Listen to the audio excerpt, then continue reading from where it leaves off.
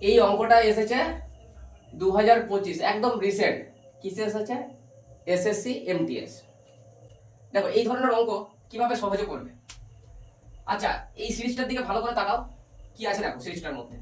এটা 1/15 plus 1/35 plus 1/63 plus dot dot dot করে 1/195। আচ্ছা, 15টাকে যদি আমি 3 ইন্টু 5 করি, 35টাকে 5 ইন্টু 7 করি, 63টাকে 7 ইন্টু 9 করি এবং 195 এই পথটাকে যদি আমি 13 ইন্টু 15 করি, তাহলে করা যাবে। এখানে দেখো 5 এ শেষ হচ্ছে, এখানে 5 দিয়ে শুরু হচ্ছে, 7 এ শেষ হচ্ছে, 7 দিয়ে শুরু হচ্ছে, 9 এ শেষ হচ্ছে, তারপরে আরো পদ আছে। এখানে দেখো শেষ পদ রয়েছে 15।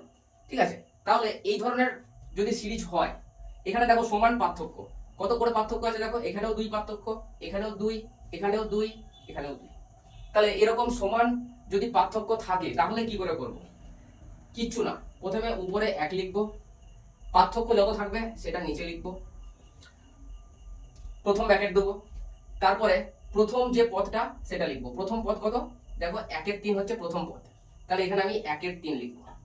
এখানে আবার শেষ পদ কত আছে, 1 এর 15, তাহলে আমি এখানে এটা থেকে এটা বিয়োগ দেবো।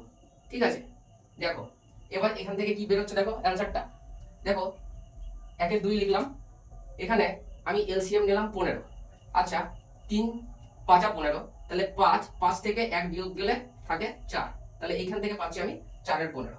ওকে, এবার দেখো এটা কাটাকাটি যাচ্ছে, 2 দুগুণে 4, তাহলে আমার অ্যান্সার কত আসছে, 2/15। আচ্ছা, এই অ্যান্সার কোথায় দেখা যাচ্ছে দেখো, ডি অপশনে। তাহলে এইটা করতে সব থেকে বেশি 4 থেকে 5 সেকেন্ড লাগবে। শুধু আমাকে এই গুণিতকে ভাঙতে হবে, 3 ইন্টু 5, 5 ইন্টু 7, 7 ইন্টু 9, 13 ইন্টু 15। তুমি যদি সিরিজের মধ্যে এইটা খুঁজে পেয়ে যাও তাহলে এটা মাত্র 2 থেকে 4 সেকেন্ডের মধ্যে অ্যান্সার করে দেবে।